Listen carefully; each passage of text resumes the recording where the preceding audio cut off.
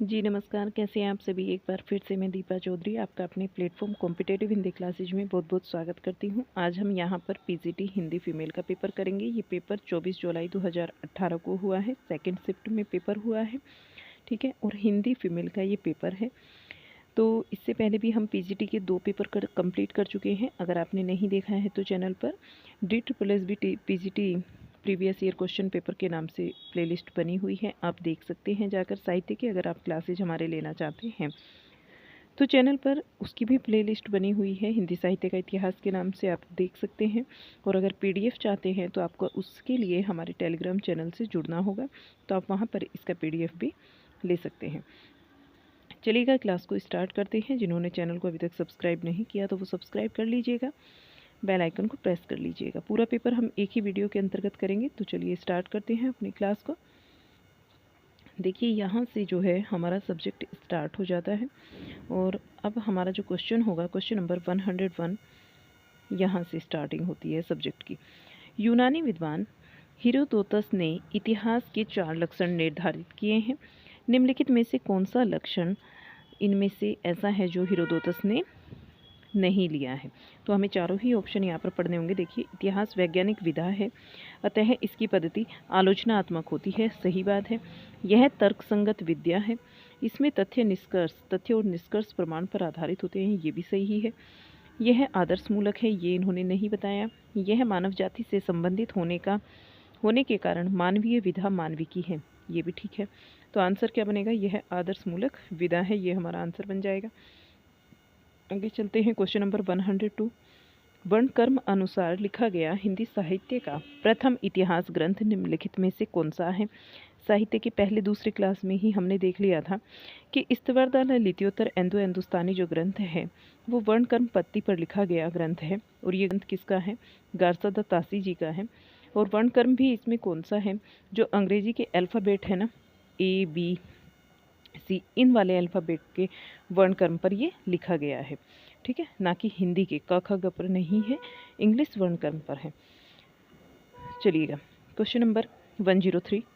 आचार्य रामचंद्र शुक्ल द्वारा लिखा गया हिंदी साहित्य का इतिहास सर्वप्रथम किस सन में प्रकाशित हुआ। ये प्रकाशित हुआ था 1929 में। Next question 104।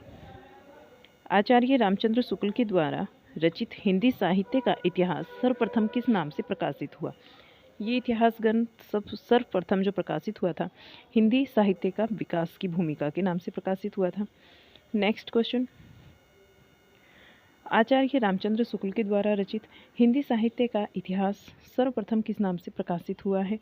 ये आपने देख ही लिया क्वेश्चन कि हिंदी साहित्य का विकास के नाम से प्रकाशित हुआ है। Question number 105।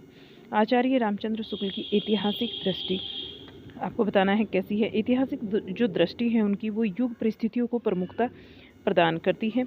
Next question 106।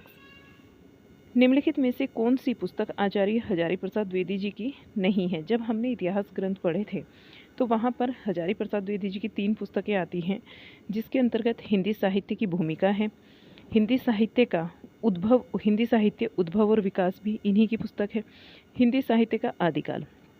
ये तीनों पुस्तकें इन्होंने लिखी हैं हजारी प्रसाद द्विवेदी जी ने, लेकिन हिंदी साहित्य की आलोचना ये इनकी नहीं है। Question number 107।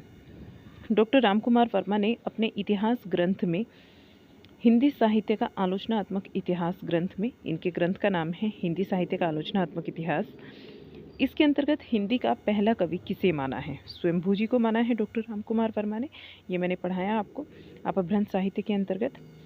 Next question, question number 108। निम्नलिखित में से क्या हिंदी साहित्य इतिहास लेखन का आधार या स्रोत नहीं हो सकता। क्या है इन चारों ऑप्शन में से जो हिंदी साहित्य के इतिहास ग्रंथ का आधार या स्रोत नहीं हो सकता। तो वो है रचनाओं का मौखिक उल्लेख, ये नहीं हो सकता। बाकी इतिहासकारों की प्रकाशित या अप्रकाशित रचनाएं भी होती हैं और शिलालेख भी होते हैं, तथा विभिन्न युगों की आंतरिक और बाह्य परिस्थितियों पर प्रकाश डालने वाली सामग्री भी होती हैं। लेकिन रचनाओं का अगर मौखिक उल्लेख है तो वो नहीं होगी, उसको प्रमाणिक ही नहीं माना जाएगा। नेक्स्ट, निम्नलिखित में से क्या हिंदी वैज्ञानिक, ये आपका हो गया क्वेश्चन। क्वेश्चन नंबर नेक्स्ट देखिएगा 109। ऐतिहासिक कालक्रम के अनुसार निम्नलिखित में से कौन सा नामकरण गलत है। नामकरण बताना है कौन सा गलत है, किसका आपको बताना है यहाँ कालक्रम के अनुसार। तो आदिकाल, संक्रांति काल और मध्यकाल ये 3 ठीक हैं, लेकिन रीतिकाल ये आपका यहाँ पर गलत हो जाएगा। आगे देखिएगा, क्वेश्चन नंबर 110। प्रत्येक देश का साहित्य वहाँ की जनता की चित्तवृत्ति का संचित प्रतिबिंब होता है। करा चुकी हूँ मैं क्वेश्चन, आपको एकदम पता होना चाहिए कि स्कूल जी का ये कथन है। ये हमने कथन जब किए थे साथ के साथ में पढ़ रहे थे ना, साहित्य पर आधारित जितने भी कथन थे वहाँ पर ये क्वेश्चन किया था हमने। Next question 111। देसिल बाना सब्जन मिठा किस भाषा की काव्य पंक्तियाँ हैं। ये देसी भाषा की काव्य पंक्तियाँ हैं और किसकी हैं ये मैं आपको करवा चुकी हूँ, तो साहित्य में करा चुकी हूँ। ये आप मुझे बताएंगे कमेंट बॉक्स में ये पंक्तियाँ किसकी हैं। देसिल बाना सब्जन मिठा बहुत ही अच्छी पंक्ति है और मैंने लिखवाई भी है आपको। डॉक्टर गणपति चंद्र गुप्त के अनुसार हिंदी साहित्य के इतिहास का पुनः लेखन किस दृष्टिकोण के अनुसार किया जाना चाहिए। कौन सा दृष्टिकोण है जिसके अनुसार हिंदी साहित्य का पुनर्लेखन होना चाहिए डॉक्टर गणपति चंद्र के अनुसार। तो इन्होंने कहा कि स्वतंत्र, तटस्थ और संतुलित दृष्टि से होना चाहिए। Next question number 113। Shukla ji की दुर्बलता यह थी कि वे भारत के हर कवि को तुलसी की कसौटी पर और हर पात्र को आदर्श राम के आदर्श पर कसकर स्वीकार करते थे। शुक्ल जी की दुर्बलता थी, ये कमजोरी थी उनकी कि वे हर एक कवि को, हर एक भारतीय कवि को तुलसीदास की कसौटी पर कसते थे और हर एक पात्र को, जो पात्र लिए जाते थे रचनाओं के अंतर्गत, उसको राम के आदर्श पर कसकर ही स्वीकार करते थे। यह कथन किसने कहा है। शुक्ल जी के विषय में कहा गया है और कहा किसने है, गणपति चंद्र गुप्त ने ये कथन कहा है। ये गणपति चंद्र गुप्त जी का है, ये भी मैं करा चुकी हूँ आपको। आगे देखिएगा, कथन पूछे जा रहे हैं, अच्छा पेपर है। देखिए आगे क्वेश्चन नंबर हमारा नेक्स्ट 114। निम्नलिखित में से किस लेखक ने कालों की रचनाओं की विशेष प्रवृत्ति के अनुसार उनका नामकरण किया। कालों की रचनाओं की विशेष प्रवृत्ति के अनुसार उनका नामकरण किया है, तो वो है आचार्य रामचंद्र शुक्ल जी। Question number 115।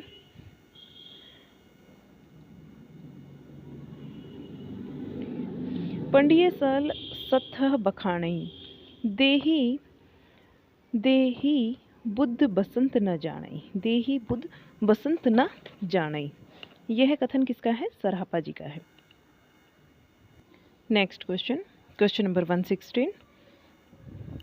निम्नलिखित में से कौन सी रचना अपभ्रंश के प्रभाव से मुक्त हिंदी की रचना मानी जाती है। कौन सी रचना है जो कि अपभ्रंश के प्रभाव से मुक्त हिंदी की रचना मानी जाती है। ये रचनाएं मैंने आपको पढ़ाई हुई हैं, तो आपको अगर आपने ध्यानपूर्वक पढ़ी होंगी तो आप एकदम बता देंगे कि बीसल देव रासु जो है ये अपभ्रंश के प्रभाव से मुक्त हिंदी की रचना है। Question number 117। नाथ साहित्य का आरंभकर्ता किसको माना जाता है। आरंभकर्ता की बात हो रही है, ये भी बहुत ही क्लियर तरीके से मैंने आपको बताया था। गोरखनाथ यहाँ इसका राइट आंसर होगा नाथ साहित्य के अंतर्गत। तो आप देख लीजिए, अभी हमने आदिकाल ही कंप्लीट किया है अपना और भक्ति काल हमारा चला हुआ है, तो वहाँ से कितने क्वेश्चन हमारे बनते हैं। ठीक है, नेक्स्ट क्वेश्चन 118। हिंदी का प्रथम महाकाव्य किसे माना गया है। पृथ्वीराज रासो को माना गया है, प्रथम महाकवि भी माना गया है चंद्र बरदाई को शुक्ल जी के द्वारा। ठीक है, दोनों ही बातें शुक्ल जी के द्वारा मानी गई है। Question number 119। आल्हा उदल नामक वीर सरदारों की वीरतापूर्ण लड़ाइयों का वर्णन निम्न में से किस ग्रंथ में किया गया है। ये क्वेश्चन भी पढ़ लिया हमने, परमाल रासो के अंतर्गत किया गया है। Next question number 120। आध्यात्मिक रंग के चश्मे कथन कराया हुआ है। तो अभी तक 120 क्वेश्चन यानी कि 20 क्वेश्चन हमने किए और 20 के 20 क्वेश्चन आपको मेरे पढ़ाए हुए हैं साहित्य में। अगर आपने अभी भी नहीं देखा है, टेलीग्राम चैनल से जुड़ना चाहते हैं तो प्लीज़ जुड़ जाइएगा। लिंक आपको डिस्क्रिप्शन में दे दूँगी मैं, या फिर आप हमारे चैनल के डिस्क्रिप्शन में भी है, वहाँ से जाकर जुड़ जाइएगा। ठीक है, सारी PDF आपको कलरफुल PDF मिलेगी, आपको नोट्स भी बनाने की ज़रूरत नहीं है। वहाँ से पढ़िए इनको और क्वेश्चन को देखिएगा कि कितने क्वेश्चन आपके यहाँ से बन रहे हैं। देखिएगा 120 नंबर क्वेश्चन। आध्यात्मिक रंग के चश्मे आजकल बहुत सस्ते हो गए हैं।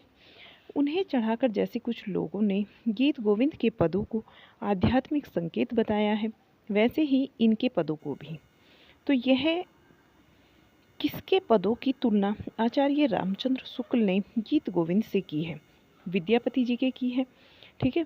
वैसे ही विद्यापति के पदों को भी ये तुलना करते हैं शुक्ल जी गीत गोविंद से। आगे देखिएगा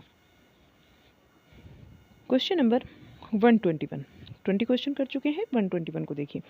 अपने पौरुष से हताश कराया हुआ है कथन आपका। अपने पौरुष से हताश जाति के लिए भगवान की शक्ति और करुणा की ओर ध्यान ले जाने के अतिरिक्त दूसरा मार्ग ही क्या था? आचार्य रामचंद्र शुक्ल का ये कथन है। आगे चलते हैं क्वेश्चन नंबर 122। गोरख जगायो जोग और भक्ति भगायो लोग। ये पंक्ति भी मैंने आपको कराई है। तो ये पंक्ति किसकी है? तुलसीदास जी की पंक्ति है। ये लिखवाई हुई है, पीडीएफ में भी आपको मिलेगी। और क्लासेज अगर आप देखना चाहते हैं तो हिंदी साहित्य का इतिहास के नाम से सारी क्लास सीक्वेंस वाइज आपको अवेलेबल है। हमारी अभी तक 14 क्लासेस कंप्लीट हो चुकी हैं, तो ज़्यादा समय भी नहीं लगेगा आपको। एक क्लास के अंतर्गत अधिकतर कोशिश की है हमने कि एक टॉपिक को कवर कर लिया जाए, ठीक है। 12 क्लासेस में हमने पूरा आदिकाल तक समाप्त कर दिया है, तो आप उसको देख सकते हैं, चैनल पर अवेलेबल है। आगे देखिएगा नेक्स्ट क्वेश्चन 123। जिस प्रकार स्वामी रामानंद जी ने विष्णु के अवतार की उपासना पर जोर दिया, उसी प्रकार किस आचार्य ने कृष्ण को लेकर जनता को रसमग्न किया? तो ये किया है वल्लभाचार्य जी ने। किसने किया है? वल्लभाचार्य जी ने किया है। Next question 124। कबीर ने अपने निर्गुण पंथ में वह कौन सा नया तत्व शामिल किया जिसका नाथ पंथ में अभाव था? जिसका नाथ पंथ में अभाव था, ये बताना है। ये भी मैंने आपको बताया है कि कबीरदास जी ने अपने जो निर्गुण पंथ है उसमें भारतीय वेदांत को और सूफियों के प्रेम तत्व को शामिल किया है। ये पढ़ चुके हैं हम। आगे देखिए नेक्स्ट क्वेश्चन 125। साधना के 3 अवयव बताए गए हैं, कर्म, ज्ञान और तीसरा क्या है, ये आपसे पूछा गया है। और तीसरा है भक्ति। तीसरा क्या है? भक्ति। Next question 126। दशरथ सुत तिहु लोक बखाना। दशरथ सुत तिहु लोक बखाना, राम नाम का मर्म है आना। इन पंक्तियों के माध्यम से कबीर क्या कहना चाहते हैं, ये आपसे पूछा जा रहा है। तो देखिएगा, दशरथ सुत तिहु लोक बखाना। दशरथ के जो पुत्र थे, भगवान राम की बात हो रही है, उनका बखान तो तीनों लोकों में था, ठीक है। लेकिन राम नाम का मर्म है आना। कबीर कहते हैं कि जो मेरे अपने राम हैं, जिन राम का जिक्र कबीरदास जी करते हैं, उनका तो मर्म ही कुछ और है। उन राम के नाम का मर्म ही कुछ और है। तो यहाँ देखिएगा, मेरे राम नाम का मर्म ही कुछ और है, ठीक है। ये आपको लगाना था इसका आंसर। आगे देखिए क्वेश्चन नंबर 127। 127 में है कि निम्न में से कौन सा कथन कबीर के संबंध में उचित नहीं है? कौन सा कथन है जो कबीर के संबंध में उचित नहीं? तो देखिए चारों क्वेश्चन जो है, चारों ऑप्शन आपके सामने हैं क्वेश्चन के। यहाँ पर उनके राम वैष्णव के राम नहीं थे, वैष्णवों के राम नहीं थे, ये आपका कथन उचित नहीं होगा। बाकी उन्होंने सूफियों के प्रेम तत्व लिया है सूफियों से, ये बात भी बिल्कुल सही कही गई है। और उन्होंने कर्मकांड को प्रधानता देने वाले को खरी खोटी भी सुनाई है, कबीरदास जी ने, ये भी ठीक है। राम रहीम की एकता का उन्होंने उपदेश दिया है, लेकिन उन्होंने कहा कि उनके राम वैष्णव के राम ही थे, ये ऐसा नहीं था। अभी ऊपर वाले क्वेश्चन में किया ना कि उनके राम जो हैं वो कुछ अलग ही थे।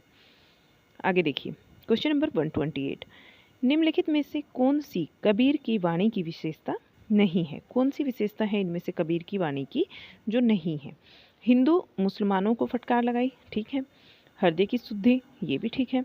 संसार की अनियतता, ये भी ठीक है। हमें आंसर नहीं में देना है मूर्ति पूजा और तीर्थाटन का महत्व, ये उन्होंने नहीं कहा, तो आंसर जो बनेगा हमारा यही बनेगा। Next question, question number 129। प्रभु जी तुम चंदन हम पानी, जाकी अंग अंग बास समानी। ये काव्य पंक्तियाँ किसकी हैं? बहुत बार हमने पढ़ी हैं और जब पहले मैंने पेपर कराए थे आपको तब भी मैंने आपको बहुत बार बताया कि रैदास जी की ये पंक्ति हैं, प्रभु जी तुम चंदन हम पानी, जाकी अंग अंग बास समानी। ठीक है, रैदास की पंक्ति है। आगे देखिए, अभी हम करने वाले हैं भक्ति काल के अंतर्गत निर्गुण शाखा को, तो ये वहीं पर आएंगे, सबको कर लेंगे। अभी 1-2 क्लास में निपट जाएगा आपका निर्गुण शाखा भी। चलिएगा आगे देखते हैं। क्वेश्चन नंबर 130, निम्नलिखित में से कौन सी नानक की रचना नहीं है? नानक की रचना नहीं है ये बताना है। देखिए यहाँ पर रचना दी गई है आशा दीवार, रहीरास, ग्रंथ साहिब और सिद्धांत पंचमात्रा। ये 4 रचनाएं दी गई हैं। तो इनमें से आपकी आशा दीवार भी है, रहीरास भी है, ग्रंथ साहिब भी है, लेकिन सिद्धांत पंचमात्रा इनकी रचना नहीं है। तो हम आंसर क्या लगाएंगे? सिद्धांत पंचमात्रा। नेक्स्ट क्वेश्चन, नेक्स्ट जो क्वेश्चन है क्वेश्चन नंबर 131, दादू दयाल का जन्म कहाँ हुआ था? बताना है दादू दयाल जी का जन्म कहाँ हुआ था। ये अहमदाबाद में हुआ था, पहले भी बता चुकी हूँ, अहमदाबाद में इनका जन्म हुआ था। क्वेश्चन नंबर 132, निम्नलिखित में से कौन सी पुस्तक जायसी की नहीं है? जायसी की पुस्तक बताना है कौन सी नहीं है। तो पद्मावत है, पहले देख लीजिए, आपको आती होंगी, जब आप पढ़ते हैं बार बार तो याद भी हो जाती है। पद्मावत है, यहाँ पर देखिए अखरावट भी है, आखिरी कलाम भी है, लेकिन मृगावती नहीं है। मृगावती किसकी है? कुतुबन की रचना है। आगे देखिएगा, क्वेश्चन नंबर 133, मोहे का हसेसी की कोरही, इसका क्या तात्पर्य है? इसका तात्पर्य देखिए, 4 ऑप्शन आपको दिए गए हैं। मुझ पर हंसते हो या उस कुम्हार पर, इसका मतलब यही है कि मुझ पर हंसते हो या उस कुम्हार पर हंसते हो। इसके विषय में मैं जब आपको पढ़ाऊँगी सूफ़ी काव्य तब आपको बताऊँगी सारी चीज़ें डिटेल में। ठीक है, चलिएगा आगे देखते हैं। क्वेश्चन नंबर 134, पद्मावत की रचना शैली क्या है? पद्मावत की रचना शैली बताना है। ये फारसी की मनस्वी शैली में लिखा गया ग्रंथ है। रचना शैली क्या है? फारसी की मनस्वी शैली है। क्वेश्चन नंबर 135 को देखिए, ये अब पंक्तियाँ चल रही हैं आपकी, तो पंक्तियों पर भी आपको थोड़ा ध्यान देना पड़ेगा। पीहू सो कहे संदेष्टा, हे भोरा हे काग, सो धनी पर ही जरे मुई, तेहिक धुआं हम ह लाग। पंक्ति में कौन सा छंद है? यहाँ आपको छंद बताना है। तो छंद के लिए आपको जो ऑप्शंस में दिए गए होंगे, जैसे कुंडलिया है, चौपाई है, दोहा है या फिर सोरठा है, तो कुंडलिया तो यहाँ आपका होगा नहीं। क्यों नहीं होगा? क्योंकि आपको ये 6 चरण में होता है, वो यहाँ दिए नहीं गए हैं, तो एक ऑप्शन तो आपका कट जाता है। चौपाई, दोहा और सोरठा, तो इनमें आप देख लेंगे, जब आप एक की मात्रा लगा लेंगे तो आपको पता चलेगा कि ये चौपाई भी नहीं है। ठीक है, और फिर बचते हैं दोहा सोरठा, तो आप मात्रा लगा कर देख सकते हैं दोहा और सोरठा में। ठीक है, मात्राओं का आपको ज्ञान होगा और कितनी कितनी मात्राएं होती है। दोहा का उल्टा होता है सोरठा। ठीक है, पहले और तीसरे चरण में और दूसरे और चौथे चरण की मात्राएं चेक कर लेंगे और आप बता देंगे कि इसमें कौन सा छंद है। यहाँ पर जो राइट आंसर बनेगा वो आपका दोहा छंद होगा। क्वेश्चन नंबर नेक्स्ट 136, शंकराचार्य ने किस दार्शनिक मत का निरूपण किया है? इन्होंने अद्वैतवाद का निरूपण किया है। राइट आंसर जो बनेगा यहाँ पर वो बनेगा अद्वैतवाद। नेक्स्ट क्वेश्चन 137, रामचरितमानस में कुल कितने कांड हैं? आपको बताए हुए हैं 7 कांड है, क्रम भी इनका बताया हुआ है और बहुत बार पूछे जाते हैं, बहुत ही ज़्यादा बार, बहुत ध्यान से पढ़ने हैं।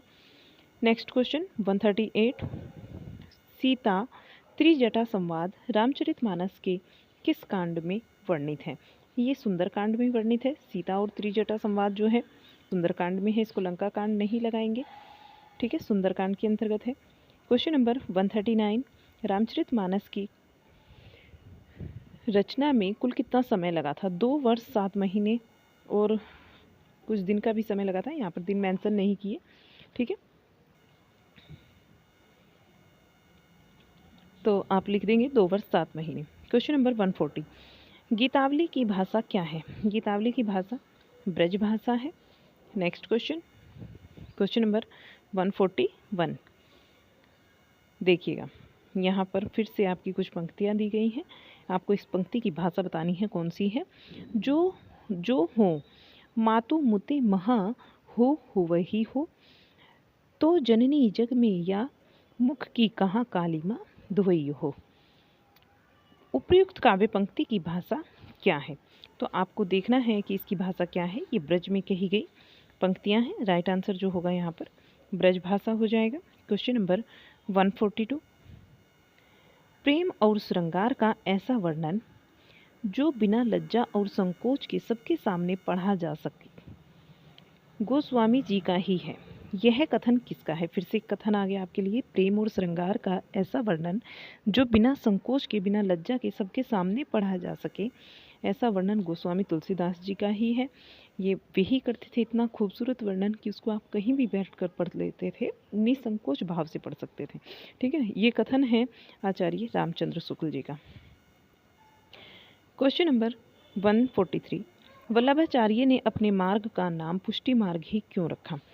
क्योंकि भक्ति की ओर जीव की प्रवृत्ति तभी होती है जब भगवान का अनुग्रह हो। भक्ति की ओर जीव की प्रवृत्ति तभी होती है जब भगवान का अनुग्रह होता है, इसलिए उन्होंने अपने मार्ग का नाम, अपनी भक्ति का नाम, मार्ग का नाम पुष्टि मार्ग रखा। Next question, question number 144, Vallabhacharya का दार्शनिक मत क्या है? वल्लभाचार्य जी का दार्शनिक मत है शुद्धाद्वैत। वल्लभाचार्य का जो दार्शनिक मत है वो है शुद्धाद्वैत। क्वेश्चन नंबर नेक्स्ट 145, देखिएगा, सूरदास के किन ग्रंथों में अलंकार और नायिका भेदों के उदाहरण प्रस्तुत करने वाले कूटपद हैं? वे हैं साहित्य लहरी के अंतर्गत। जो अलंकार और अलंकारों और नायिका भेदों के उदाहरणों को प्रस्तुत करते हैं, ऐसे कूटपद साहित्य लहरी के अंतर्गत रखे गए हैं सूरदास जी के ग्रंथों में। नेक्स्ट क्वेश्चन 146, निम्नलिखित में से कौन सा कवि अष्टछाप में शामिल नहीं है? तो आप अगर पढ़ेंगे तो यहाँ पर देखते ही बता देंगे कि जो नाभादास जी हैं राम भक्ति शाखा के कवि हैं, और ये अष्टछाप में कृष्ण भक्ति शाखा के कवि आते हैं। तो ये होंगे ही नहीं सूरदास, कुंभनदास, छीत स्वामी, गोविंद स्वामी, ठीक है, चतुर्भुज दास, ये परमानंद दास जी जो हैं ये अष्टछाप के कवियों के अंतर्गत आते हैं। इसमें 4 कवि जो हैं आपके वल्लभाचार्य जी के, 4 विट्ठलनाथ जी के, इनके पुत्र के थे। ठीक है, आगे देखते हैं। क्वेश्चन नंबर 147, गोपियों की वचन क्रमबद्धता का मनोहारी चित्रण सूरसागर के किस अंश में मिलता है? भ्रमर गीत में मिलता है। जो गोपियों की वचनबद्धता, वचन वक्रता का मनोहारी चित्रण प्रस्तुत करती हैं वे, तो वो मिलता है हमें भ्रमर गीत के अंतर्गत। नेक्स्ट क्वेश्चन, क्वेश्चन नंबर 148, रास पंचाध्यायी के रचनाकार कौन है? रास पंचाध्यायी ये नंददास जी की रचना है। राइट आंसर जो हो नंददास हो जाएगा।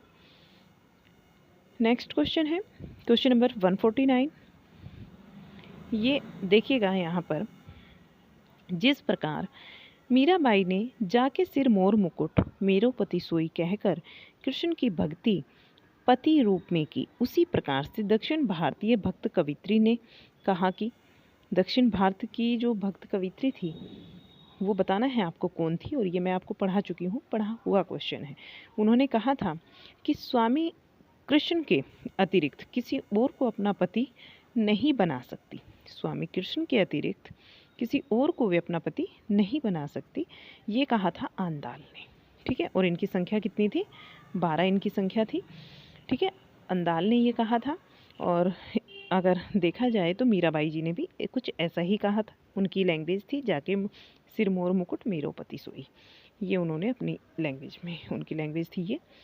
दोनों की बात एक ही है। आगे देखिएगा, क्वेश्चन नंबर 150, रसिक प्रिया के रचनाकार कौन है? केशवदास की रचना है रसिक प्रिया। नेक्स्ट क्वेश्चन 151, हिंदी साहित्य का स्वर्णयुग किस काल को कहा गया है? भक्ति काल को कहा गया है। यहाँ तक हम पढ़ चुके हैं, ये हमारे पढ़े हुए क्वेश्चंस हैं कि भक्ति काल को स्वर्णयुग कहाँ है, और कहा किसने है? जॉर्ज ग्रियर्सन ने। ठीक है, आगे देखिएगा, क्वेश्चन नंबर 152, रीति काल को श्रृंगार काल की संज्ञा किसने दी? रीति काल को जो श्रृंगार काल की संज्ञा दी गई है विश्वनाथ प्रसाद मिश्र जी ने दी है। नेक्स्ट क्वेश्चन, रीति काल को श्रृंगार काल की संज्ञा आपको बता ही दिया कि पंडित विश्वनाथ प्रसाद मिश्र ने दी है। भाषा भूषण के रचयिता कौन है? भाषा भूषण के रचयिता हैं महाराज जसवंत सिंह, पूरा नाम इनका महाराज जसवंत सिंह है। क्वेश्चन नंबर नेक्स्ट 154, काव्य निर्णय की रचना किसने की? काव्य निर्णय की रचना भिखारी दास जी ने की है। काव्य निर्णय जो रचना है वो भिखारी दास जी की है। नेक्स्ट क्वेश्चन 155, रीतिकाल के संदर्भ में रीति काव्य किसे कहते हैं? रीतिकाल के संदर्भ में रीति काव्य किसे कहते हैं? तो देखिएगा, रीति काव्य किसे कहते हैं? जिसकी रचना विशिष्ट पद्धति अथवा नियमों को दृष्टि में रखकर की गई है उसे कहते हैं रीति काव्य। क्वेश्चन नंबर 156, बरवई नायिका भेद किसकी रचना है? बरवई नायिका भेद किसकी रचना है? ये रहीम दास जी की रचना है, बरवई नायिका भेद। नेक्स्ट क्वेश्चन 157, रीतिकालीन काव्य की मुख्य प्रवृत्ति क्या रही है? रीतिकालीन जो काव्य है इसकी मुख्य प्रवृत्ति रही है श्रृंगारिकता। नेक्स्ट, रीतिकालीन जो देखिएगा ये हो गया आपका श्रृंगारिकता रही है। क्वेश्चन नंबर है हमारा 158, सतसैया के दोहरे जो नावक के तीर इस दोहे के लिए कहा गया है, यानी कि ये जो दोहा है किसके दोहे के लिए कहा गया है? सतसैया के दोहरे जो नावक के तीर, ये बिहारी के दोहे के लिए कहा गया है। राइट आंसर यहाँ बिहारी बनेगा। आगे देखिए 159 नंबर क्वेश्चन, निम्नलिखित में से कौन से कवि वीर रस की कविता के लिए जाने जाते हैं? कौन से कवि हैं जो कि वीर रस की कविता के लिए जाने जाते हैं? भूषण। भूषण रीतिकाल के ऐसे कवि हैं जो कि वीर रस की कविताओं के लिए जाने जाते हैं।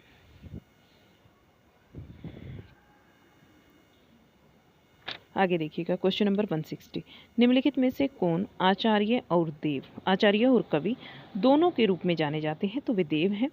आचार्य और कवि जो दोनों के रूप में जाने जाते हैं देव हैं। इन्हें आचार्य भी कहा जाता है और कवि भी। क्वेश्चन नंबर 161, अति सुधो स्नेह को मार्ग जहाँ नेको श्यानप बाक नाही तहाँ साच चले तजी आपनो झिझकई कपटी जो निशाक नाही। काव्य पंक्ति किस छंद में है? ये बताना है कि ये जो काव्य पंक्ति है वे किस छंद में है। तो ये सवैया है आपकी, ठीक है, ये क्या है? सवैया है। आगे देखिए नेक्स्ट क्वेश्चन है, रहिए लट काटी दिन बरूहू घाम ही में सोए छाहा न बाकी बैठिए जो तरु पत्रो होए। यह काव्य पंक्ति किस छंद में लिखी गई है? ये कुंडलिया छंद में लिखी गई है। आगे नेक्स्ट क्वेश्चन 163, निम्नलिखित में से क्या स्वच्छंदतावादी साहित्य की प्रमुख विशेषता नहीं है? यह बाह्य जगत को अधिक महत्व देता है। ये स्वच्छंदतावादी साहित्य की प्रमुख विशेषता नहीं है। नहीं में आंसर देना था। और इसकी विशेषताएं कौन कौन सी है? यह सब प्रकार की रूढ़ियों से मुक्त होता है, बिल्कुल सही बात है। अभिव्यंजना में यह सांकेतिक और व्यंजना प्रधान होता है, ये भी ठीक है। इसमें कल्पना और असाधारणता का प्राचुर्य रहता है, ये भी ठीक है।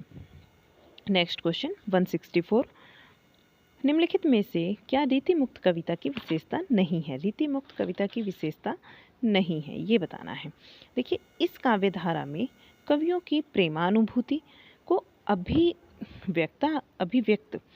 अभिव्यक्ति के शैली में स्थान प्राप्त हुआ है, ये ठीक है आपका। और रीति मुक्त कवियों का प्रेम वर्णन व्यथा प्रधान है, ये भी ठीक है। हमें नहीं में जो आंसर देना है उसको देखेंगे। प्राचीन काव्य परंपरा का अनुसरण इनकी उल्लेखनीय विशेषता है, ये गलत है, यही आंसर होगा आपका। और इनके प्रेम में उद्धता है। वृत्ति कवियों की जैसी इंद्रिय वासना नहीं है, ठीक है, ये भी बात ठीक है। तो यहाँ आंसर क्या बनेगा कि प्राचीन काव्य का अनुसरण इनकी उल्लेखनीय विशेषता है, ये आंसर बनेगा, ये इनकी विशेषता नहीं थी। नेक्स्ट क्वेश्चन है 165, फोर्ट विलियम कॉलेज की स्थापना कब हुई? ये बहुत ही आसान क्वेश्चन था, 1800 में बहुत बार पढ़ चुके हैं हम। हिंदी का पहला पत्र कौन सा है? पहला पत्र बताना है, इजी है, उदंत मातृण। नेक्स्ट क्वेश्चन पंडित जुगल किशोर जी का है। आगे देखिएगा 167 नंबर क्वेश्चन, ईश्वर मर गया यह घोषणा किसने की? नीत्शे ने की है। राइट आंसर क्या होगा? Nietzsche. Next question 168, Bharat Bharati के रचनाकार कौन है? अब आपका जो है आधुनिक काल के क्वेश्चन आ गए यहाँ पर, ठीक है, तो ध्यान से देखिएगा। भारत भारती के रचनाकार मैथिली शरण गुप्त जी हैं। सीक्वेंस में चल रहे हैं आपके सारे पार्ट। भक्ति काल से क्वेश्चन आए, रीति काल से क्वेश्चन आए हैं, अब आपका आधुनिक काल चला हुआ है, ठीक है। बीच में काव्य शास्त्र से भी संबंधित क्वेश्चन आए हैं। तो यहाँ ये आपने देख लिया भारत भारती के रचनाकार कौन है, तो ये मैथिली शरण गुप्त हैं। आगे नेक्स्ट क्वेश्चन, क्वेश्चन नंबर 169, कविवचन सुधा के संपादक कौन थे? संपादक की बात हो रही है, पत्रिका थी भारतेंदु जी की कविवचन सुधा। आगे नेक्स्ट क्वेश्चन है 170, भाषा योग वशिष्ठ के रचनाकार कौन है? रामप्रसाद निरंजनी की रचना है भाषा योग वशिष्ठ, रामप्रसाद निरंजनी। 171 क्वेश्चन, नासिकेतोपाख्यान किसकी रचना है? सदल मिश्र जी की रचना है नासिकेतोपाख्यान। क्वेश्चन नंबर 172, रानी केतकी की कहानी किसकी रचना है? इंशाअल्लाह खां लिख देंगे। नेक्स्ट क्वेश्चन 173, शकुंतला नाटक किसने लिखा है? राजा लक्ष्मण सिंह ने लिखा है, राजा लक्ष्मण सिंह का है शकुंतला नाटक। क्वेश्चन नंबर 174, हिंदी नई चाल में ढली सन 1873। एक बार इसका सन पूछा गया था कि हिंदी नई चाल में ढली किस सन में कहा गया, ठीक है, तो ये किस समय की बात है, तो इस तरीके से करके सन दे दिए गए थे। आपको ये भी ध्यान में रखना होगा कि 1873 क्या है ये, और कहा किसने है? ये भारतेंदु हरिश्चंद्र जी ने, ठीक है। हिंदी नई चाल में ढली 1873। आगे देखिएगा, निम्नलिखित में से कौन सा नाटक भारतेंदु का नहीं है? ये नहुस है, भारतेंदु जी का नहीं है। बाकी वैदिक हिंसा हिंसा न भवती, विशस्य विस्म औषधम, अंधेरी नगरी, और ये तीनों नाटक जो हैं भारतेंदु जी के हैं, लेकिन नहुस जो है इनका नाटक नहीं है। निम्नलिखित में से कौन सा नाटक भारतेंदु का नहीं है? आप बता देंगे झट से, नहुस ये है। नेक्स्ट क्वेश्चन है क्वेश्चन नंबर 176, यह आँख बड़ी बला है, यह आँख बड़ी बला है, इसका आना जाना उठना बैठना सब बुरा है। यह आँख बड़ी बला है, इसका आना जाना उठना बैठना सब बुरा है, किसने लिखा है? ये लिखा है बालकृष्ण भट्ट जी ने। नेक्स्ट क्वेश्चन, क्वेश्चन नंबर 177, परीक्षा गुरु किसने लिखा है? परीक्षा गुरु के लेखक बताना है कौन है? लाला श्री निवास दास। परीक्षा गुरु की रचनाकार कौन है? लाला श्री निवास दास। 178 नंबर क्वेश्चन, निज भाषा उन्नति अहो सब उन्नति को मूल, निज भाषा ज्ञान के बिनु निज भाषा ज्ञान के मिटत ना ही है कि सूल। ये आपको पंक्तियाँ बतानी है किसकी हैं? भारतेंदु जी की पंक्ति हैं ये, और बहुत बार हमने पढ़ी हैं। नेक्स्ट क्वेश्चन देखिएगा अगला 179, निम्नलिखित में से कौन से लेखक तिलस्मी अय्यारी उपन्यास लिखने के लिए जाने जाते हैं? देवकीनंदन खत्री यहाँ पर हमारा राइट आंसर हो जाएगा। ये जो ऐसे लेखक हैं जिनके जो उपन्यास हैं, इन्होंने उपन्यास लिखे हैं अधिकतर, और वे तिलस्मी अय्यारी उपन्यास लिखे हैं। आगे देखिए, आगे जो रचना है, आगे क्वेश्चन हमारा 180, हिंदी के व्याकरण की शुद्धता और भाषा की सफाई का प्रवर्तक किसे माना जाता है? हिंदी के व्याकरण की शुद्धता और भाषा की सफाई का प्रवर्तक किसे माना जाता है? महावीर प्रसाद द्विवेदी जी को माना जाता है। नेक्स्ट, भारतेंदु युग कंप्लीट हो गया, अब आपका द्विवेदी युग से क्वेश्चन है, तो ध्यान में रखिएगा कि कितने क्वेश्चन एक जगह से एक टॉपिक से बनते हैं और किस तरीके से हमें इन टॉपिक्स को क्लियर करना है। अभी आपको पता चलेगा कि एक टॉपिक के अंदर से कितने क्वेश्चन आते हैं और किस तरीके से हम कितना समय दें, कितनी गहराई में बातें पूछी जा रही हैं, कितने कथन आ रहे हैं, कितनी पंक्तियाँ आ रही हैं तो वे किससे पूछी जा रही हैं, क्या क्या हमें उनके विषय में जानना है, सब चीज़ें बहुत ध्यान से देखेंगे। हिंदी के व्याकरण की शुद्धता और भाषा की सफाई के प्रवर्तक किसे माना जाता है? महावीर प्रसाद द्विवेदी जी को माना जाता है। राइट आंसर हो जाएगा हमारा। नेक्स्ट क्वेश्चन देखिए, यहाँ क्वेश्चन आ गया हमारा नेक्स्ट 181, निम्नलिखित में से कौन सी कहानी जयशंकर प्रसाद की नहीं है? तो कहानी हम देख लेंगे, ग्राम आकाश पुरस्कार, ये कहानी जयशंकर प्रसाद जी की है, लेकिन इंदुमती इनकी कहानी नहीं है। आगे देखिए नेक्स्ट, शिव शंभू का चिट्ठा बाल मुकुंद गुप्त का है। किसने लिखा पूछा गया आपसे, ये बाल मुकुंद गुप्त जी का है शिव शंभू का चिट्ठा। ठीक है, और ये करीब शिव शंभू का चिट्ठा जो है 1904-5 के समय की रचना है। ठीक है, 1904-1905 में हमारे जो गवर्नर जनरल थे उनको संबोधित करके ये लिखा गया था शिव शंभू का चिट्ठा। बाल मुकुंद गुप्त जी ने उन्हें संबोधित करके लिखा था, तो इसे भी ध्यान में रखेंगे, कई बार पूछ लिया जाता है। नेक्स्ट क्वेश्चन है हमारा 183, कछुआ धर्म मॉरिसिस मोहिकुठाव नामक लेखों के रचयिता कौन है। ये लेखों के रचयिता पूछा जा रहा है आपसे कि कौन है कछुआ धर्म और मॉरिसिस मोहिकुठाव। ये लेख हैं और चंद्रधर शर्मा गुलेरी जी ने ये लिखे हैं। राइट आंसर चंद्रधर शर्मा गुलेरी हो जाएगा। क्वेश्चन नंबर 184, पाप और पुण्य की मीमांसा में लिखा गया उपन्यास निम्नलिखित में से कौन सा है। पाप और पुण्य की मीमांसा में लिखा गया उपन्यास जो है वो चित्रलेखा है। क्वेश्चन नंबर 185, सिंदूर की होली नाटक के रचयिता कौन है। लक्ष्मी नारायण मिश्र का है सिंदूर की होली, जो नाटक है वो लक्ष्मी नारायण मिश्र जी का है। क्वेश्चन नंबर 186, निम्नलिखित में से किस प्रबंध काव्य की रचना इस उद्देश्य से हुई है कि उर्मिला काव्य की उपेक्षिता न रह जाए, कि उर्मिला काव्य की उपेक्षिता न रह जाए, वो है साकेत। साकेत में इस प्रकार से रचना की गई है, साकेत की जो रचना है वो इस प्रकार से की गई है, उसका उद्देश्य था कि उर्मिला को भी पीछे नहीं रहना है, उसकी उपेक्षित यहाँ पर कम नहीं होनी है, तो उसको भी लिया है उन्होंने साकेत में। आगे देखिए क्वेश्चन नंबर 187, प्रसाद जी ने अपनी किस रचना में आनंद की प्रतिष्ठा दार्शनिकता के ऊपरी आभास के साथ कल्पना की भूमिका बनाकर दी है। इन्होंने कामायनी में किया है। ठीक है, आनंद की प्रतिष्ठा दार्शनिकता के ऊपरी आभास के साथ कल्पना की भूमिका बनाकर दी है, तो वो इसमें की है कामायनी में। कामायनी में कितने सर्ग हैं, 15 सर्ग हैं, ध्यान में रखेंगे, और महाकाव्य माना जाता है। आगे देखिए क्वेश्चन नंबर 188, उसने कहा था कहानी का प्रकाशन वर्ष क्या है। उसने कहा था जो कहानी है ये 1915 की कहानी है। किसकी कहानी है, चंद्रधर शर्मा गुलेरी की कहानी है, उसने कहा था, और 1915 की है।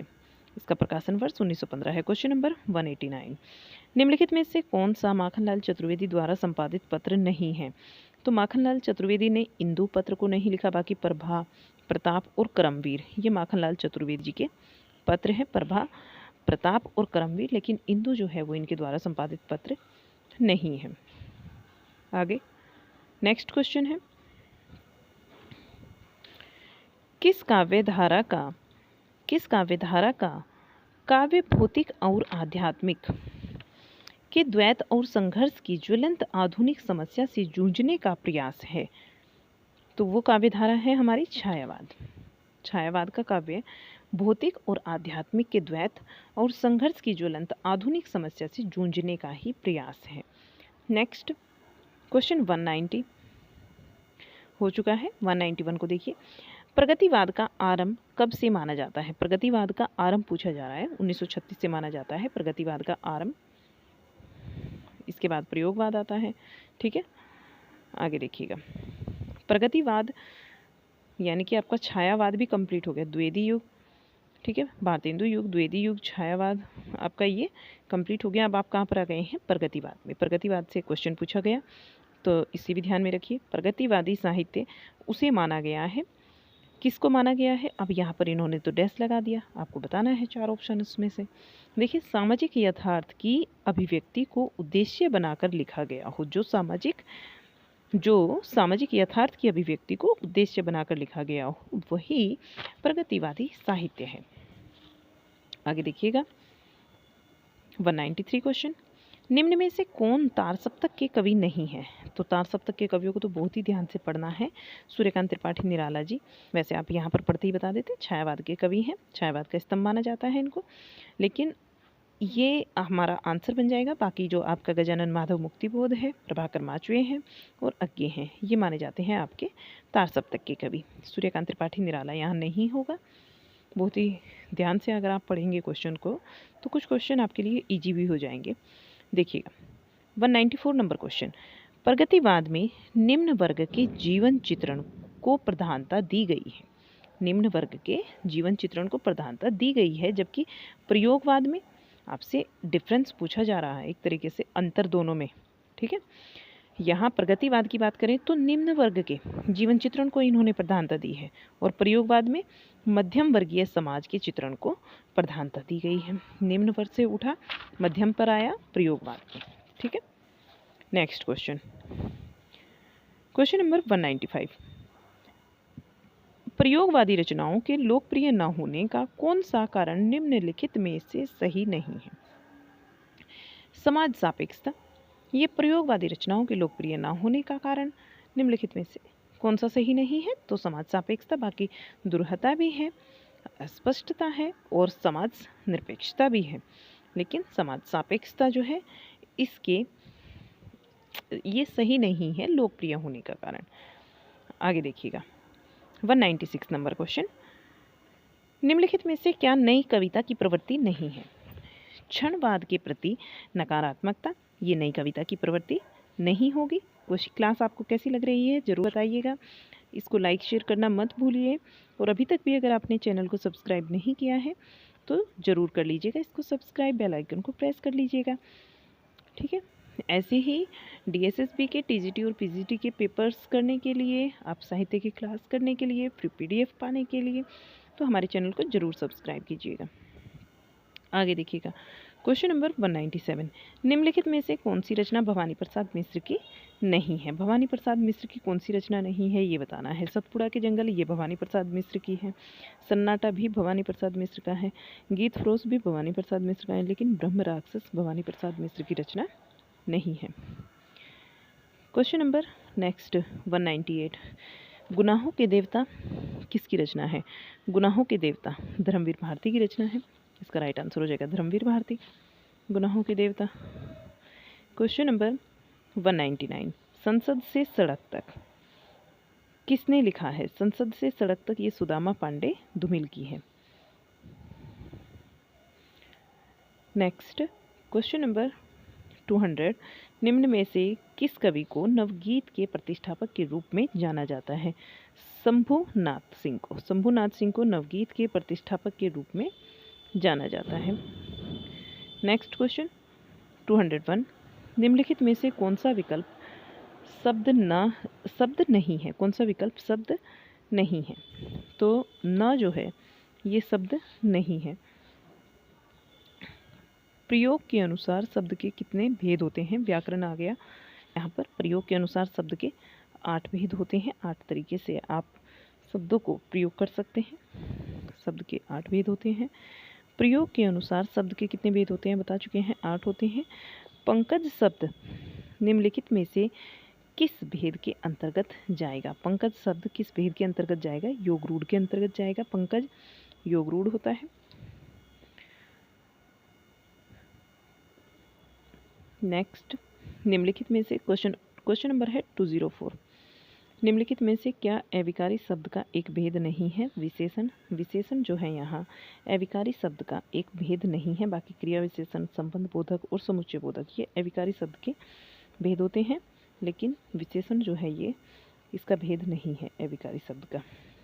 क्वेश्चन नंबर 205, निम्नलिखित में से क्या मोर का एक पर्यायवाची नहीं है। मोर का मयूर भी होता है, केकी बोलते हैं और कलापी भी बोलते हैं, लेकिन मेदिनी नहीं कहते। क्वेश्चन नंबर 206, अतिवृष्टि का उचित विलोम दिए गए विकल्पों में से क्या होगा। अतिवृष्टि का उचित विलोम अनावृष्टि होगा।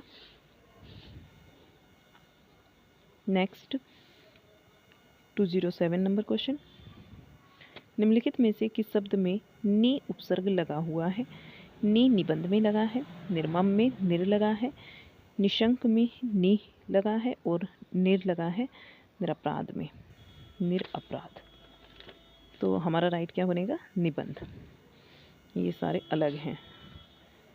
क्वेश्चन नंबर 208, कृंत और तदित किसके भेद होते हैं? ये प्रत्यय के भेद होते हैं, कृदंत और तदित। कृदंत और तदित ये प्रत्यय के भेद होते हैं। कृदंत वे होते हैं जो क्रिया के अंत में लगते हैं, तदित वे होते हैं जो संज्ञा, सर्वनाम और विशेषण के अंत में लगते हैं। क्वेश्चन नंबर 209, पुरुषवाचक सर्वनाम मैं का संबंध रूप निम्न में से क्या होगा? मैं का जो संबंध रूप है वो होगा मेरा। क्वेश्चन नंबर 210, हिंदी संज्ञाओं के विषय में निम्नलिखित में से कौन सा हिंदी संज्ञाओं के विषय में निम्न में से कौन सा कथन सही है? सही बताना है। जो संज्ञाएं लेखन में अकारांत हैं उनका उच्चारण व्यंजनांत होता है, उनका उच्चारण व्यंजनांत होता है। क्वेश्चन नंबर 211, यहाँ बैठा नहीं जाता में कौन सा वाच्य है? भाववाच्य। जब कोई काम नहीं होता, किया नहीं जाता, तो वहाँ पर भाववाच्य होता है। मुझसे चला नहीं जाता, मुझसे बैठा नहीं जाता, मुझसे पढ़ाया नहीं जाता, तो यहाँ पर क्या होगा? भाववाच्य हो जाएगा। नेक्स्ट क्वेश्चन नंबर 212, निम्नलिखित में से कौन सा क्रिया विशेषण का भेद नहीं है? क्रिया विशेषण का भेद नहीं है। गुणवाचक विशेषण, स्थानवाचक, कालवाचक और रीतिवाचक ये क्रिया विशेषण के भेद होते हैं। क्वेश्चन नंबर 213, धनी सर्वदा सुखी नहीं रहते। धनी सर्वदा सुखी नहीं रहते वाक्य में धनी क्या है? धनी उद्देश्य है और बाकी जो सेंटेंस बचता है सर्वदा सुखी नहीं रहती, ये विधेय के अंतर्गत आता है। सब्जेक्ट जो होता है, कर्ता जो होता है, वो हमारा उद्देश्य के अंतर्गत आता है, कर्ता उद्देश्य में आएगा। और जो यहाँ पर बाकी सेंटेंस है, क्रिया हुई, कर्म हुआ, तो ये आ जाएगा हमारा विधेय के अंतर्गत और ये आएगा आपका उद्देश्य में। क्वेश्चन नंबर 214, संकल्प में कौन सी संधि है? समधन कल्प, व्यंजन संधि है यहाँ पर। नेक्स्ट क्वेश्चन नंबर 215, रचना के अनुसार वाक्य के कितने भेद होते हैं? रचना के अनुसार वाक्य के 3 भेद होते हैं। नेक्स्ट क्वेश्चन नंबर 216, शब्द अर्थो सहितो काव्यम गद्यम पद्यम च तद्विधा, इसमें काव्य की यह परिभाषा किसने दी? ये जो परिभाषा है, शब्दों सहितो काव्यम गदम पदम च तद्विधा, ये भामाह की परिभाषा है। क्वेश्चन 270, काव्यम यशस्ये अर्थकृते व्यवहार विदे शिवेतर रक्षते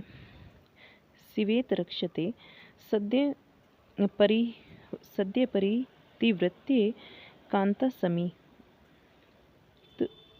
समित्य उपदेशो युजे। मम्मट का यह प्रसिद्ध श्लोक काव्य की कौन सी विशेषता बताता है? काव्य प्रयोजन को बताता है। नेक्स्ट 280 नंबर क्वेश्चन, जिस प्रकार आत्मा की मुक्तावस्था ज्ञान दशा कहलाती है, जिस प्रकार से आत्मा की मुक्तावस्था ज्ञान दशा कहलाती है, उसी प्रकार हृदय की मुक्तावस्था रस दशा कहलाती है। यह कथन किसका है? आचार्य रामचंद्र शुक्ल जी का यह कथन है। 290 नंबर क्वेश्चन, भाषा शैली की दृष्टि से श्रव्य काव्य के 3 भेद किए जाते हैं। भाषा शैली की दृष्टि से श्रव्य काव्य के 3 भेद किए जाते हैं।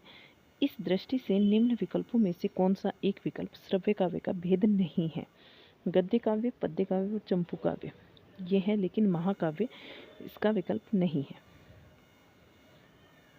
क्वेश्चन 220, विभाव अनुभाव संचारी संयोग रस निष्पत्ति के अनुसार रस निष्पत्ति के लिए निम्नलिखित में से किसके संयोग की आवश्यकता नहीं है? सुभाव के संयोग की आवश्यकता यहाँ नहीं है। विभाव ये हो गया। Next question number 221, Ram Ravan वध में राम रावण पर क्रोध करते हैं, तो रावण राम के क्रोध का डैश है, क्या है? आलंबन विभाव है। रिक्त स्थान की पूर्ति हेतु विकल्प चुनना था, ये आलंबन विभाव हो जाएगा। नेक्स्ट 222 नंबर क्वेश्चन, रस के 3 पक्ष होते हैं, निम्नलिखित में से कौन सा एक गलत है? गलत कौन सा है? रस निष्पत्ति, रस स्थिति और रस का सहृदय द्वारा अवसाद, ये ठीक है, लेकिन प्रपानक ये गलत है। 223 नंबर क्वेश्चन, उत्पत्तिवाद निम्नलिखित में से किसका मत है? उत्पत्तिवाद ये भट्ट लोलट का मत है। भट्ट लोलट, उत्पत्तिवाद किसका मत है? भट्ट लोलट का मत है।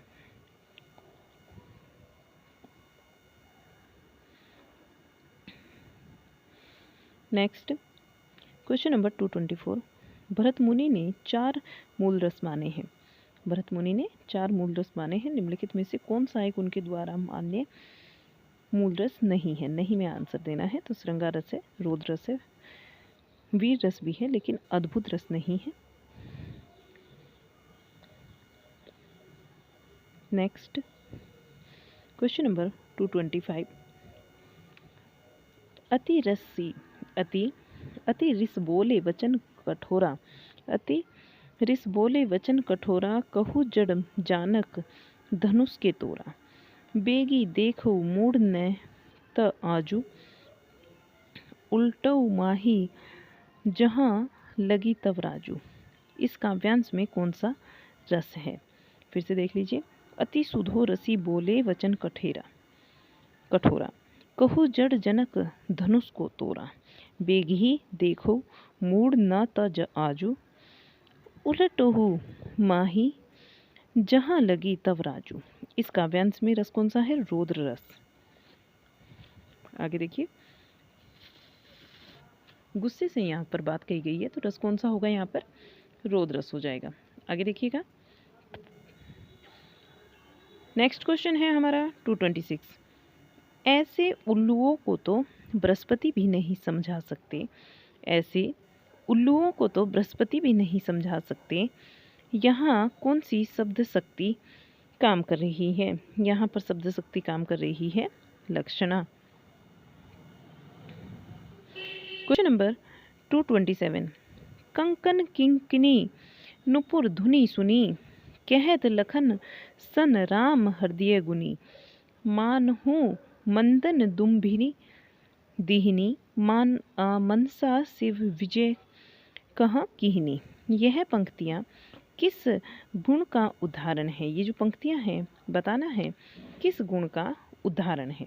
तो देखिए, ये पंक्तियाँ माधुर्य गुण का उदाहरण है। यहाँ पर जो गुण होगा वो माधुर्य गुण हो जाएगा।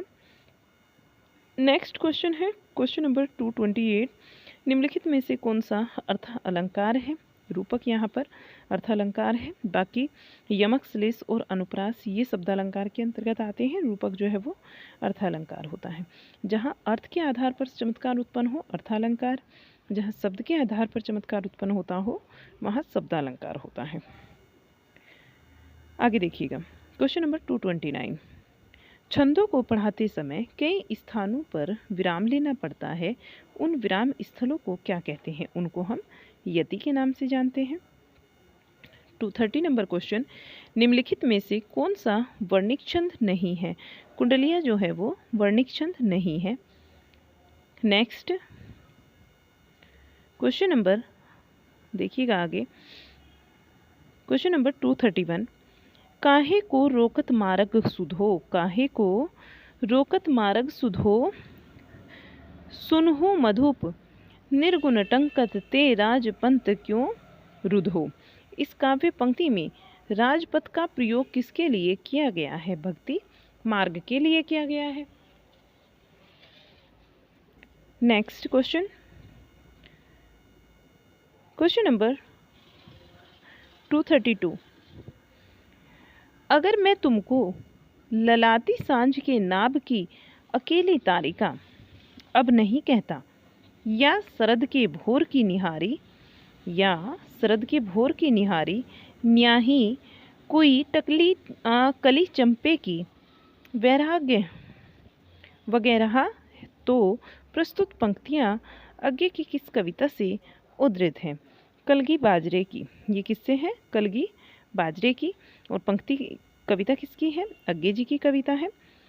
और ये पंक्तियाँ ली गई हैं, अगर मैं तुमको ललाती सांझ के नभ की अकेली तारिका अब नहीं कहता, या शरद की भोर की निहारी, न्याही कोई टटकी कली चंपे की वगैरह है।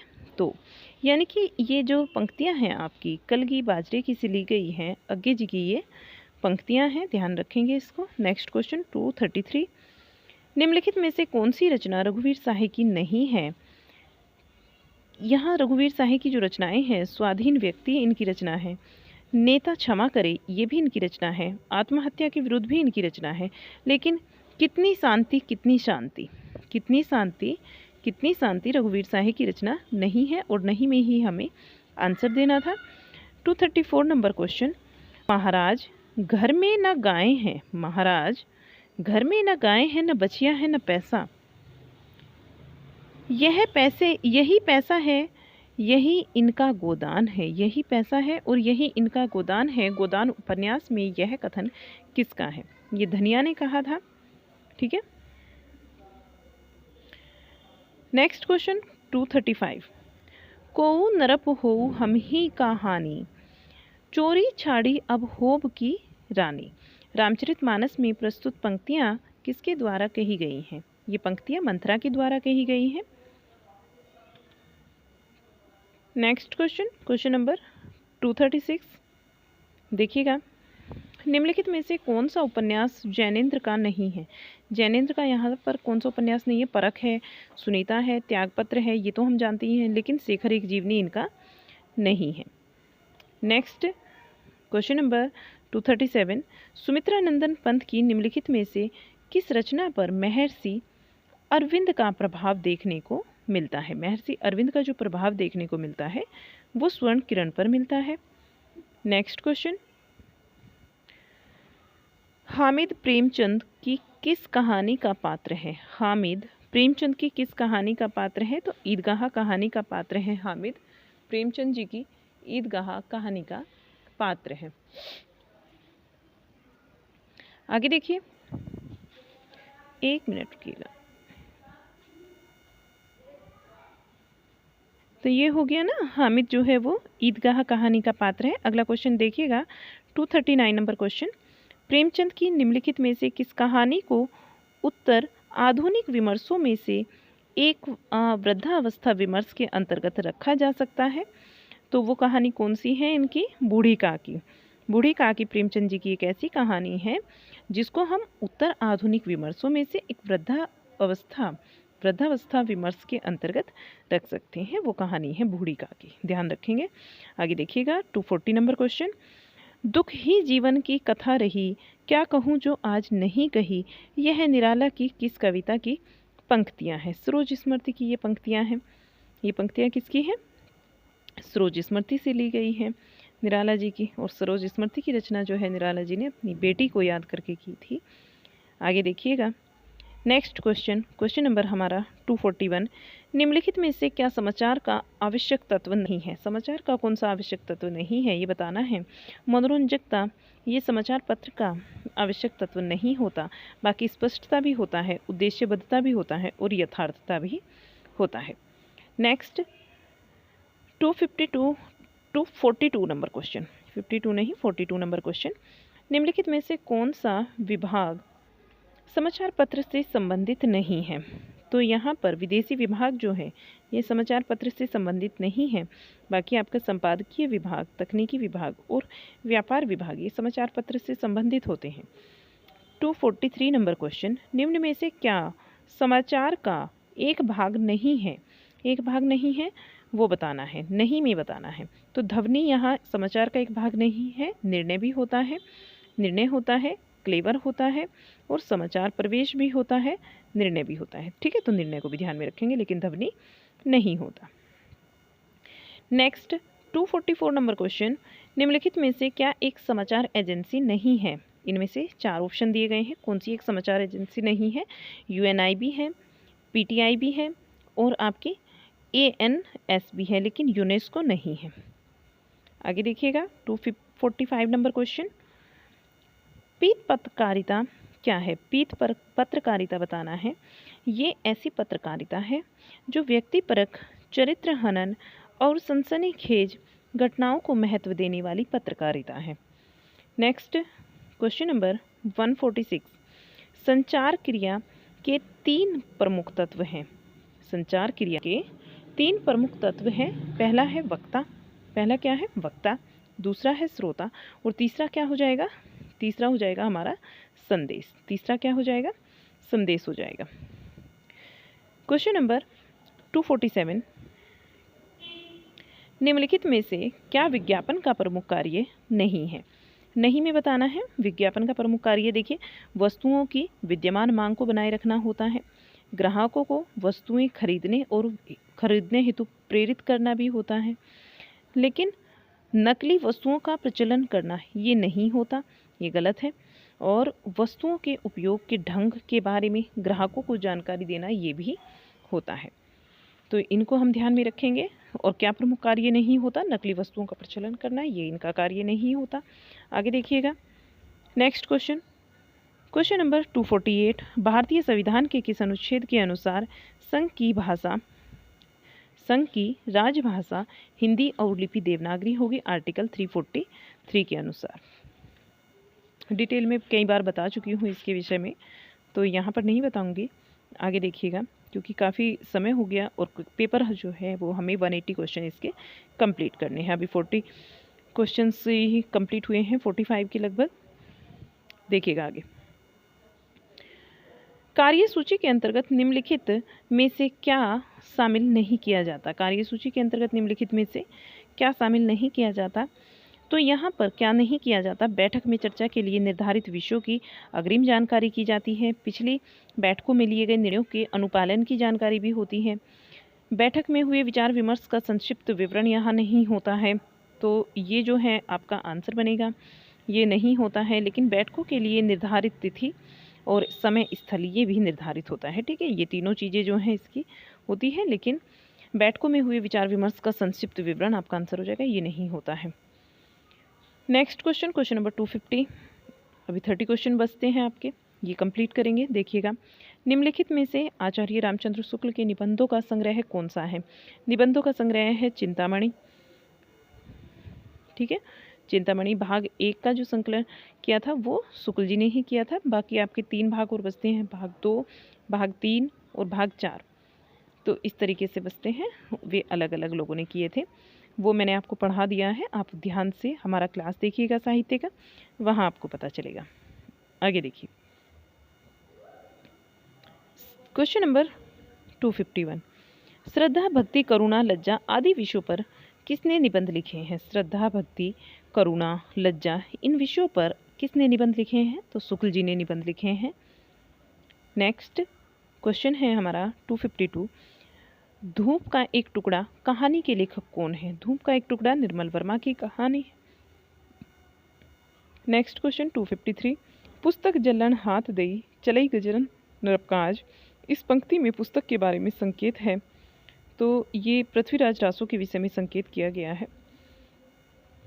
नेक्स्ट क्वेश्चन, ये क्वेश्चन यहाँ पर फिर से राव साहित्य से आपसे पूछे गए हैं लास्ट में आने के बाद में। अब देखिएगा आगे, पृथ्वीराज रासो की भाषा क्या है? पिंगल भाषा है। पृथ्वीराज रासो की भाषा पिंगल है। नेक्स्ट क्वेश्चन नंबर 255, निम्न में से कौन सा ग्रंथ जायसी का नहीं है? जायसी का यहाँ पर कौन सा ग्रंथ नहीं है? देखिए, पद्मावत है, अखरावट है, आखिरी कलाम है, लेकिन चंदायन नहीं है, मुल्ला दाऊद की रचना है। नेक्स्ट, मृगावती के रचनाकार कौन है? स्टार्टिंग में मैंने आपको बताया था मृगावती किसकी रचना है, ये कुतुबन की रचना है, ठीक है। सबसे शुरू में भी आया था ना, कौन सी रचना इनकी नहीं है, कोई पूछा गया था आपसे किसी लेखक को लेकर, और मेरे ख्याल से जायसी ही हूँ, ठीक है। तो यहाँ पर कुतुबन जो है मृगावती की रचना है। मृगावती जो रचना है वो कुतुबन जी की है, मृगावती की रचनाकार कुतुबन है। नेक्स्ट क्वेश्चन देखिएगा 257, इंद्र जिमी जम पर, बाड़ब सुअम्प पर, रावण सदम पर और रघुकुल राज है, ठीक है। यह पंक्तियाँ किसकी हैं? ये पंक्तियाँ जो हैं भूषण जी की हैं। नेक्स्ट 258 नंबर क्वेश्चन, प्रबोध पचासा की रचनाकार कौन है? पद्माकर भट्ट। प्रबोध पचासा की रचनाकार पद्माकर भट्ट हैं। नेक्स्ट क्वेश्चन 259, प्रिय प्रवास की रचयिता कौन है? अयोध्या सिंह उपाध्याय। हरिओद महाकाव्य है प्रिय प्रवास आपका। आगे देखिएगा, next question, question number 260, Ram तुम्हारा चरित्र स्वयं ही काव्य है। राम तुम्हारा चरित्र स्वयं ही काव्य है, कोई कवि बन जाए सहज संभाव्य है। तुम्हारे चरित्र को पढ़कर कोई भी कवि बन सकता है, तो सहज है। तुम्हारा चरित्र तो अपने आप में ही काव्य है। किस कवि ने ये कहा है? तो ये कहा है मैथिली शरण गुप्त जी ने। ये कथन किस कवि का है? राम तुम्हारा चरित्र सहज ही काव्य है, उसे पढ़कर तो कोई भी कवि बन सकता है। ये जो है मैथिली शरण गुप्त जी का काव्य है। देखिए आगे नेक्स्ट क्वेश्चन 261, अतीत के चलचित्र किस विधा में लिखी गई रचनाओं का संग्रह है। अतीत के चलचित्र जो है ये रेखा चित्र है।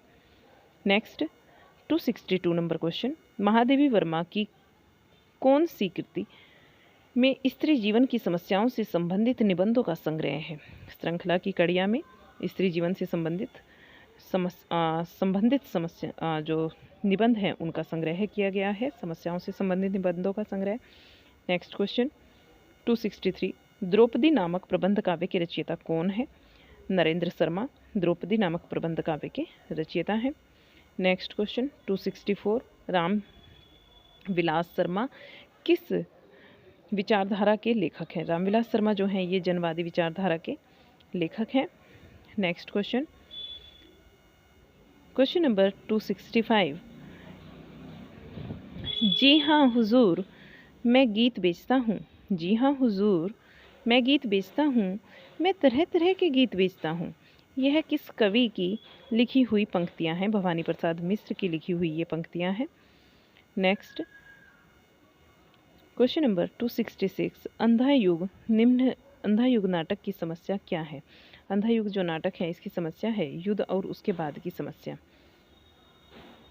नेक्स्ट अंधा युग किसका है? धर्मवीर भारती जी का है। युद्ध और उसके बाद की समस्या इसमें लिया गया है। क्वेश्चन नंबर 267, निम्नलिखित में से कौन नवगीत सप्तक के संपादक रहे हैं। नवगीत सप्तक के संपादक हैं शंभुनाथ सिंह। नेक्स्ट क्वेश्चन 268, निम्नलिखित में से कौन हिंदी साहित्य के पितामह के रूप में जाने जाते हैं। ये हैं भारतेंदु हरिश्चंद्र जो हिंदी साहित्य के पितामह के रूप में जाने जाते हैं। 269 नंबर क्वेश्चन, भारतेंदु हरिश्चंद्र ने अपने किस नाटक में बड़ौदा के राज परिवार गायकवाड़ का वर्णन किया है। तो ये किया है इन्होंने विशस्य विस्मय औषधम में। ये क्वेश्चन कई बार पूछा गया है। नेक्स्ट क्वेश्चन, संस्कृति के 4 अध्याय के रचयिता कौन है। रामधारी सिंह दिनकर संस्कृति के 4 अध्याय के रचयिता हैं। क्वेश्चन नंबर 271, मधुशाला में हरिवंश राय बच्चन ने किस छंद का प्रयोग किया है। रुबाइयाँ की हैं उन्होंने। 272 नंबर क्वेश्चन, हरिवंश राय बच्चन ने अपनी आत्मकथा कितने भागों में लिखी है। हरिवंश राय बच्चन जी ने 4 भागों में अपनी आत्मकथा को लिखा है। क्वेश्चन नंबर 273, मित्रों मरजानी सूरजमुखी अंधेरे के और जिंदगी नामा की लेखिका कौन है। Krishna Sobti. Next 274 number question, तमस उपन्यास की प्रमुख समस्या क्या है। तमस उपन्यास की प्रमुख समस्या क्या है। सांप्रदायिक वैमनस्य है।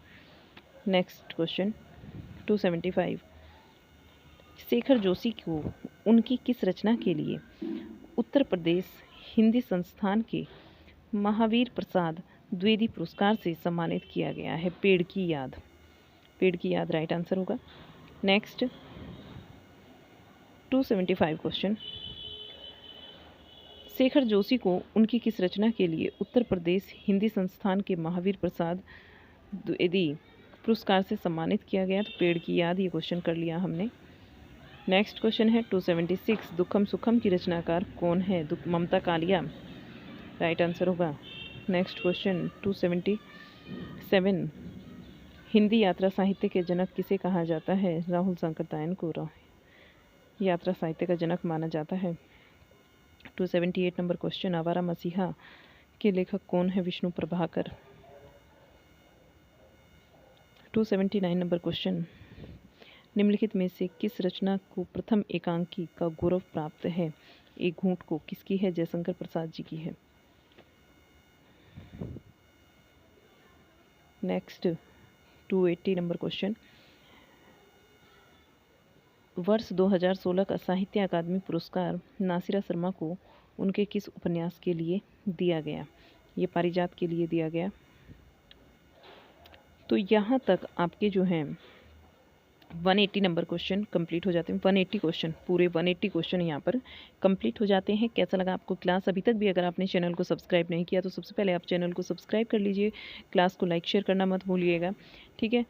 मिलेंगे आपसे एक और नई क्लास में, तब तक के लिए खुश रहिएगा, स्वस्थ रहिएगा। क्लास कैसा लगा ज़रूर बताइएगा कमेंट बॉक्स में। हमारे टेलीग्राम चैनल से जुड़ने के लिए आपको लिंक दिया जाएगा, या फिर आप डिस्क्रिप्शन में चले जाइए हमारे चैनल के, वहाँ पर भी इसका लिंक अवेलेबल है, तो डायरेक्टली आप वहाँ से ज्वाइन कर सकते हैं। तो चलिएगा, मिलते हैं फिर एक नई क्लास में, तब तक के लिए बाय बाय।